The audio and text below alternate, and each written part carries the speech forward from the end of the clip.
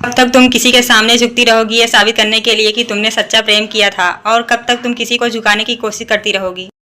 क्या तुमने कभी अपने दिल से पूछा है कि जब वह नहीं झुकता तो तुम्हें लड़ाई क्यों कर लगती है, और जब वह पूरी तरह झुक जाता है तो वही आदमी तुम्हें अचानक छोटा क्यों लगने लगता है? क्या ये प्रेम है या अहंकार का बहुत बड़ा खूबसूरत खेल?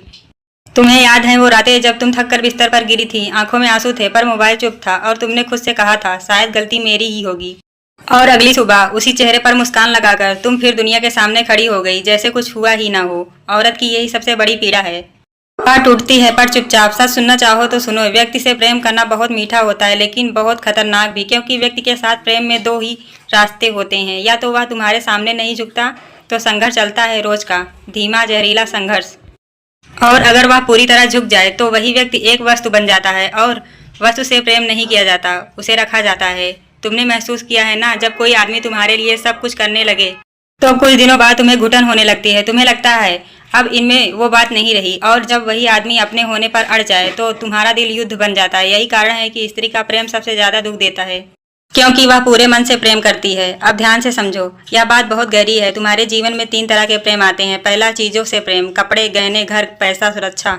यह प्रेम तुम्हें बांधता है पर कभी चुनौती नहीं देता, यह सुरक्षित है पर खोखला। दूसरा, व्यक्तियों से प्रेम, पति, प्रेमी, बच्चे, परिवार। यह प्रेम तुम्हें उठाता भी है और तोड़ता भी है। और तीसरा प्रेम, जिसके बारे में तुम्हें कभी सिखाया ही नहीं गया, वह प्रेम जहाँ कोई तुम्हें झुकाने नहीं आता, जहाँ कोई तुमसे कुछ मांगता नहीं, जहाँ तुम खुद धीरे धीरे गिर जाती हो अपने अहंकार से। इसलिए अधिकतर औरतें या तो चीजों में डूब जाती हैं या रिश्तों में घिस जाती हैं।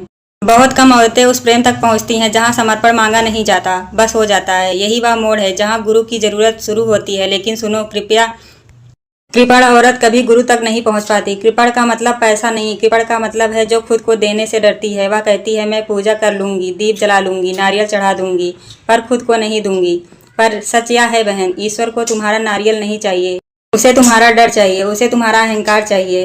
गुरु कोई आदमी नहीं होता, गुरु वह स्थिति है जहाँ पहली बार तुम्हें यह दिखाया जाता है कि तुम्हारा सारा दुख प्रेम से नहीं, अहंकार से पैदा हुआ है। तुम्हें प्रेम से कभी दुख नहीं मिला। दुख तब मिला जब तुमने कहा मुझे ऐसे प्रेम करो जैसे मैं चाहती हूँ। यही मांग प्रेम को जहर बना देती है। और परमात्मा वह अजीब है, वह तुमसे कुछ नहीं मांगता, इसलिए उसके सामने झुकना आसान हो जाता है। वह मौजूद नहीं है, वह खाली है आकाश जैसा। तुम उससे लड़ नहीं सकती, तुम उसे पा भी नहीं सकती, तुम बस खुद को खो सकती हो। और जिस दिन तुम खुद को खो देती हो उसी दिन वह मिल जाता है। स्त्री के जीवन में यह बिंदु तब आता है जब वह रिश्तों में थक चुकी होती है पर प्रेम में नहीं।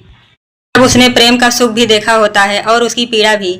तभी भीतर से आवाज आती है, अब किसी इंसान से नहीं, अब उस अज्ञात से मिलना है। यही विरह है, यही तड़प है, यही असली जागरण है। आंखें खुली होती हैं पर नींद नहीं आती, दिल भरा